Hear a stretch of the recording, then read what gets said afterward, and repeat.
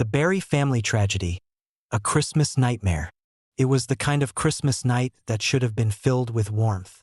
Snowflakes drifted lazily down from the sky, carpeting the world in white.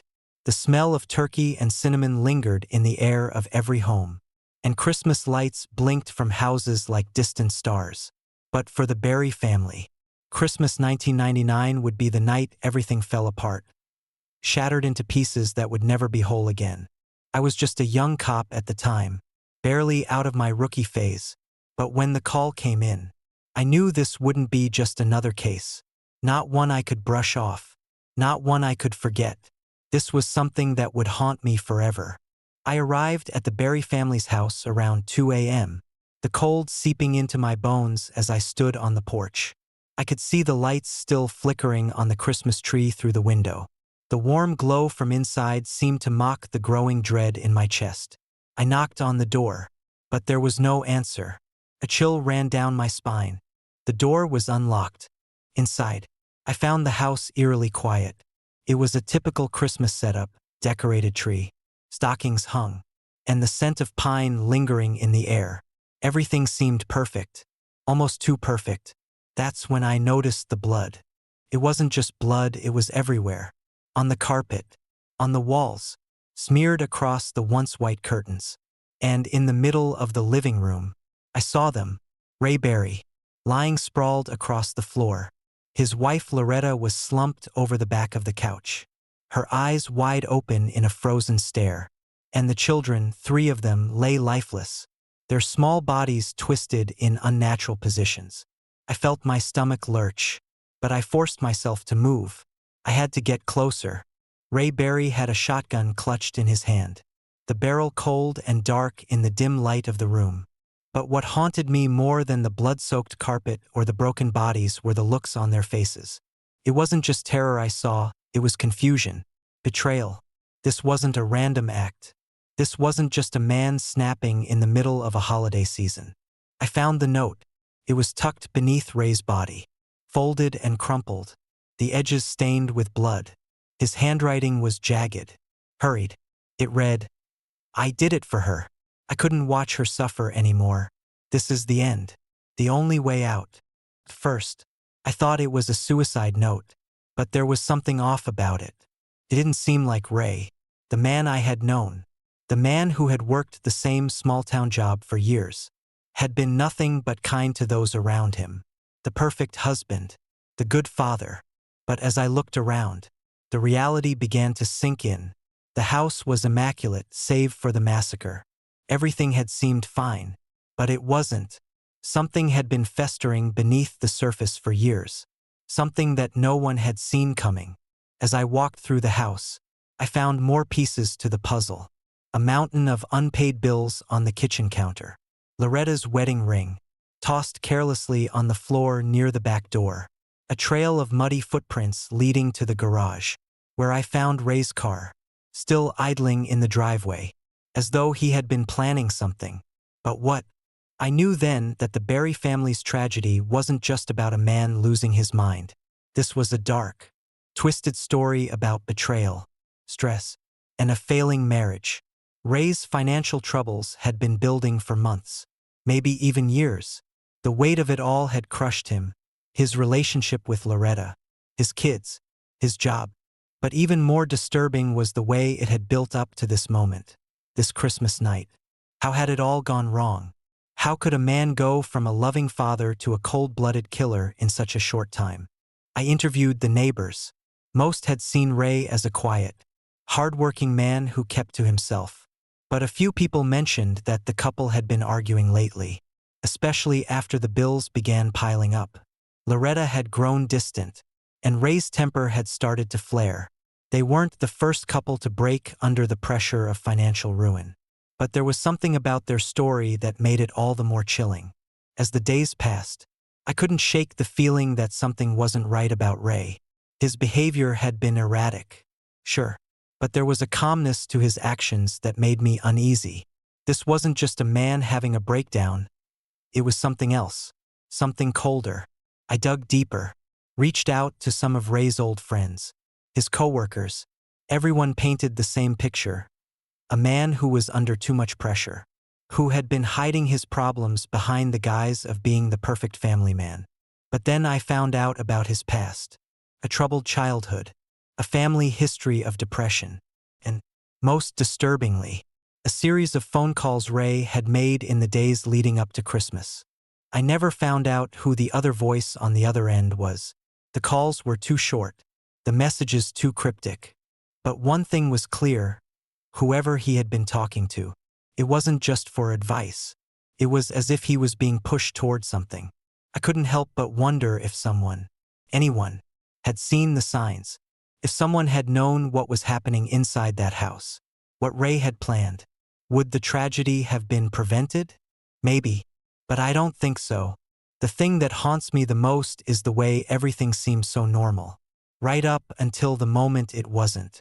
How the holidays, with their twinkling lights and false sense of cheer, could hide something so dark, so tragic. Ray's demons had been buried for years, and that night, they rose up, tearing apart the family he had once held dear. In the end, Ray didn't just kill his wife and children. He killed himself, too, just in a different way. The guilt, the shame, the madness, it consumed him, consumed all of them. And to this day, I still don't know what it was that tipped him over the edge. I don't know what happened that night, what drove him to take everything from his family and end it all in such a brutal, violent way. But I'll tell you this: I'll never forget the look on those faces, staring up at me in that living room, forever frozen in that one moment. That's the thing with evil, it never goes away. It just hides, waiting, until the time is right, until it takes everything. And when it does, takes Christmas, too. Story number 2. The Lawson family tragedy. It was Christmas Eve in 1929 when everything changed. The night was cold, colder than usual for North Carolina, and the snow had already begun to blanket the world outside. I remember the stillness of that night, the kind of silence you only get in a house that's full of secrets, a house that holds more than the warmth of family, more than the laughter of children, and more than the scent of the Christmas dinner that sat untouched on the table. I had known Charlie Lawson for years. He was a good man, the kind you could trust with anything: your money, your farm, your children. He had a way about him, quiet but kind, always ready to lend a hand. His wife, Fanny, was a soft-spoken woman with a smile that lit up the room. Together, they were the picture of contentment. And the kids, there were 6 of them, the oldest barely 14, the youngest just a babe in arms. It was the kind of family that made you think that maybe, just maybe, the world wasn't such a bad place after all. But that Christmas Eve, all of it came crashing down. I remember it like it was yesterday. How the chill in the air seemed to seep into your bones. How the light from the fireplace flickered in strange ways. The kids had been running around, excited for the morning, but there was a heaviness that hung in the air. I noticed it first in Charlie's eyes. They were different, darker, harder. He'd been acting strange for a while. But this was something else. His usual calm was gone, replaced by something unsettling. When the sun finally set, Charlie told his family that he was going out for a walk. It was late, and Fanny looked concerned. But she didn't argue. She trusted him, just like the rest of us. He kissed the children goodnight, and I saw him linger a little longer on the youngest, little Mary, just a toddler. That moment sticks in my mind. His hand on her head, his lips pressed to her cheek. The way he seemed to stare at her for just a second too long. No one knew it then, but that was the last time anyone would see them alive. I had been visiting a neighbor that night, just down the road. When I returned to my own house, I noticed something strange. The house next door, the Lawson farm, was dark, too dark. No light in the windows, no sound of life coming from inside. I thought maybe they'd all gone to bed early, or perhaps they were just taking a quiet night to themselves. But there was something nagging at the back of my mind. So, I walked up to the house, the cold wind biting into my face as I made my way down the snow-covered path. As I reached the front door, I saw the shadow of someone standing inside, silhouetted by the faint glow of the fire still burning. It was Charlie. He stood there, staring at me through the window, his face pale and empty. His eyes were wild, manic, and in that instant, I knew something was terribly wrong. I knocked on the door. He didn't answer. I tried again, louder this time, and still, nothing. I pushed the door open, creaked loudly, the sound of it cutting through the silence like a knife. As I stepped inside, I immediately felt it, the thick, oppressive air of something that was out of place. The smell hit me first, iron and something sour. The house was cold now, the fire reduced to nothing more than a smoldering pile of ash. And then I saw them.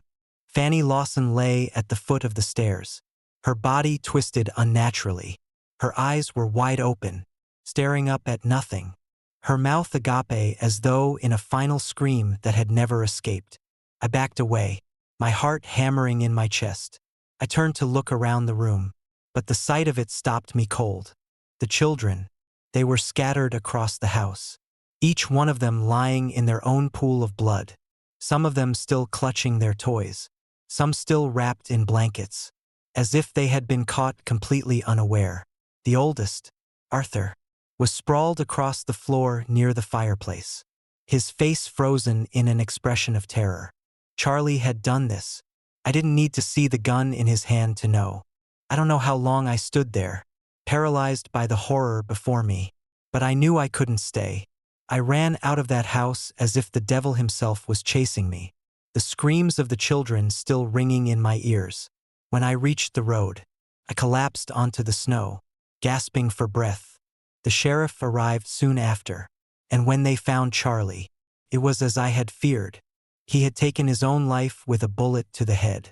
There was no note, no explanation, nothing that could explain what had happened in that house. People tried to make sense of it, tried to come up with reasons, motives. Some said it was financial trouble. Others said he'd gone mad. But no one really knew. I don't know what drove him to do it, to slaughter his family in cold blood. But I think about it often. In the dead of night, I still hear the echo of those children's laughter, followed by the sound of a shot ringing out, the silence that followed, and then the slow, deliberate footsteps of a man who could no longer recognize himself. To this day, the house stands abandoned, and sometimes, when the wind howls through the trees, you can hear the faintest sound of children's laughter. But it's not the kind of laughter that brings joy. It's the kind of laughter that comes after something terrible has happened, after something that can never be undone. And if you stand there long enough, you might just see the shadow of a man, Charlie Lawson, watching, waiting for something, or someone, because some ghosts don't leave, some horrors never fade, and some questions remain unanswered forever. Story number 3. The McStay Family Mystery, A Christmas Nightmare. It was the kind of Christmas Eve that made you feel like everything was right in the world. The kind of night where the snow dusted the ground in soft white whispers, where Christmas lights twinkled from every house like little beacons of warmth and cheer. A night you'd think of as peaceful and calm. But it wasn't. Not for the McStay family. I was a detective at the time. But back then, I wasn't called to the case right away. The disappearance didn't seem urgent at first. Joseph and Summer McStay, along with their 2 sons, Johnny and Joseph Jr., had simply vanished. Just like that. One day, they were in their home in Fallbrook, California, laughing, decorating their tree. And the next, they were gone. No sign of a struggle. No note. Not a single shred of evidence. The house was undisturbed, their vehicles still in the driveway. It seemed like they just packed up and walked away without telling anyone. At first, the family wasn't even worried. Some people thought maybe they just left in a hurry, maybe for a vacation. Couple of days passed, then a week, and still, no word, no calls, no emails, no signs of life. It's funny how quickly something that feels like a mystery turns into something much darker. The police got involved quickly when the family didn't show up at Christmas dinner. When calls to friends and relatives came up empty, it was strange. They were the kind of family that had no reason to disappear. No debts, no enemies, no secrets. But secrets, I learned, have a way of hiding themselves, even in the most open lives.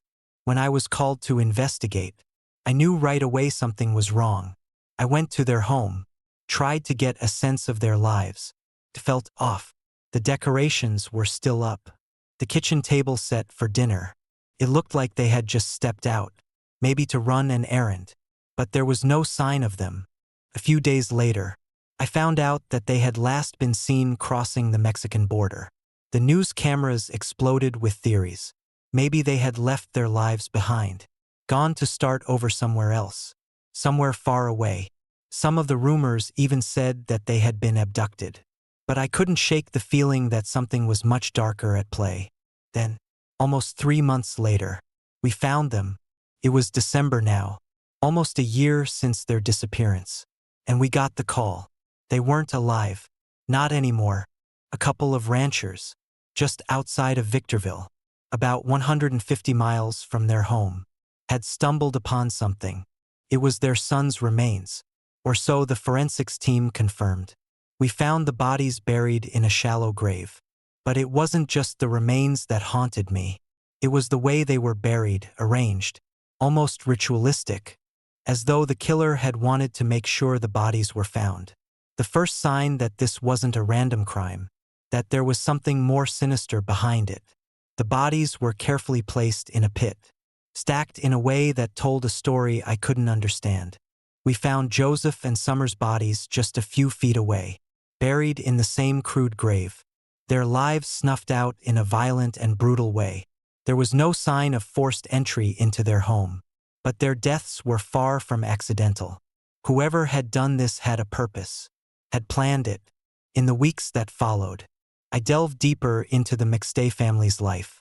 I went through every shred of evidence, every piece of paper, every memory they had left behind.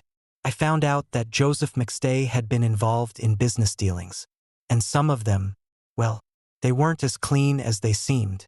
A few names kept popping up, a few acquaintances who had a strange, unsettling presence in Joseph's life, but none more so than Charles Merritt. Charles Merritt was a friend of Joseph's, a business partner of sorts. They had worked together on a couple of projects. But the more I dug into Merritt's life, the more questions arose. Merritt was a man with a temper, with debts, with a history of shady dealings. But there was something else, something that tied him to the family's last moments. I'll never forget the first time I met him. He wasn't like what I expected. He had a calm, collected demeanor, almost too calm. He didn't look like a man with blood on his hands. But then again, they never do they? He sat across from me in the interview room, his hands folded neatly in front of him. His eyes didn't betray a thing, but I could see through him. I asked him about the night the McStays disappeared. He was too quick with his answers, too smooth. He said he had no idea, that he hadn't spoken to Joseph in weeks. But I could tell he was lying. I pressed him harder, and it was then that his facade cracked. A moment of hesitation, a flicker of guilt, and it was enough. Months went by, and we kept pressing him. Finally, after years of investigation, Merritt's involvement came to light. We had the evidence, financial transactions, phone records, the lies he'd told, and when he finally cracked, when he confessed to the murder of his former friend and his family, everything clicked into place. But even after we arrested him, something still lingered in my mind. It was that look in his eyes, the look of someone who didn't just kill out of rage, but out of something darker, something more calculated. He didn't just want Joseph McStay dead. He wanted to wipe the entire family out, erase them from the world. And that was the part one couldn't shake. I've seen a lot of crime in my years as a detective, seen things that would make your stomach turn. But the McStay case, it haunted me. It still does. Because I know that sometimes, evil doesn't come in the form of a stranger. Sometimes, it comes in the form of a man you know, a man you trust, And that's the scariest kind of evil of all. It was a Christmas nightmare that left a hole in my soul. And to this day, I wonder, if we hadn't been looking so hard, if we hadn't found those bodies, how long would it have taken for the darkness to have swallowed them whole? And now, even though Merritt's in prison, I can't help but feel like there's more to this story. Some pieces of the puzzle are still missing. And in this job, you learn that when something feels unfinished, when it feels like there's a shadow lurking just out of sight, it's never really over.